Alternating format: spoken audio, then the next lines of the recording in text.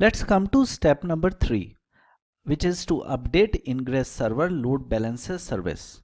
For this, log on to the Container Service console, click Kubernetes, go to Application, go to Service in the left side navigation pane.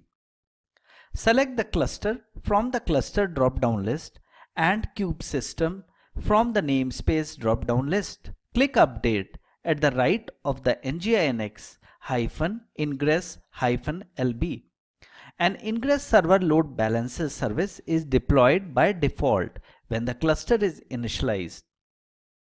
You must update the Ingress Server Load Balancer service to automatically identify the Ingress nodes with the tag node role.kubernetes.io-ingress is equal to true. As you can see on the screen now. Now in the displayed dialog box, add the annotation service.beta.kubernetes.io /cloud load balancer backend label and then click OK.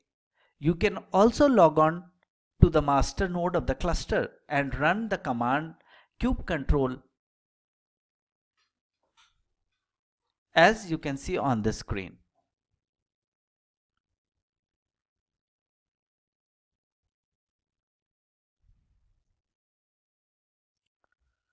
Okay, then you have deployed the high reliability access layer of Ingress, which allows you to effectively deal with the challenges of single point of failure and business traffic, and quickly expand the Ingress access layer by adding tags.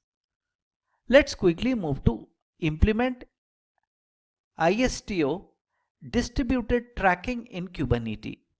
Now, before we proceed further, let's have a quick background. Now, microservice is a focus in the current era. More and more IT enterprise, as you know, begin to embrace the microservice, and the microservice architecture splits a complex system into several small services, and each service can be developed, deployed, and scaled independently. As a heaven-made match, the microservice architecture and container, both Docker and Kubernetes, further simplify the microservice delivery and strengthen the flexibility and robustness of the entire system. When monolithic applications are transferred to microservice, the distributed application architecture composed of a large number of microservices also increases the complexity of operation and maintenance, debugging and security management. As microservices grow in scale and complexity, developers must be faced with complex challenges such as service discovery, server load balancer, failure recovery, indicator collection, monitoring, A/B testing, throttling, access control, and end-to-end authentication, which are difficult to resolve. Now, let's have a word on architecture principle of ISTO. Now in Kubernetes, a pod is a collection of close coupled containers, and these containers share the same network namespace. With the extension mechanism of initializer in Kubernetes, an envoy container is automatically created and started for each business pod without modifying the deployment description of the business pod. The envoy takes over the inbound and outbound traffic of business container in the same pod. Therefore, the microservice governance function, including the traffic management, microservice tracking, security authentication, access control, and strategy implementation are realized by operating on the envoy. If I have to sum it up, into a pictorial representation would be as visible on the screen now. An ISTO service mesh is logically split into a data plane and control plane.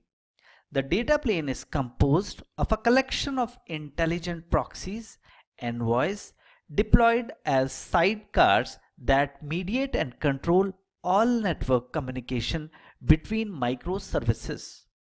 The control plane is used to manage and configure the proxies to route traffic and enforce policies at the runtime.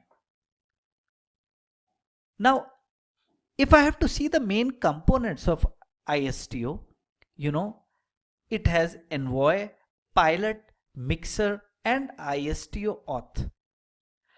Envoy stands for the envoy is used to mediate all the inbound and outbound traffic for all the services in the service mesh. Functions such as dynamic service discovery, service load balancer, fault injection, and traffic management are supported. The envoy is deployed as a sidecar to the pods of related services. Coming on to second one, which is Pilot. The Pilot is used to collect and verify the configurations and distribute the configuration of all kinds of ISTO components. Mixer. The Mixer is used to enforce the access control and usage policies in the service mesh and collect telemetry data from Envoy proxies and other services. Finally, talking about ISTO authentication, then auth provides strong service to service and end user authentication. Okay, so with this I'm taking a halt. In the next lecture, we would be talking about few more interesting aspects, starting with install ISTO. Till then, thank you very much.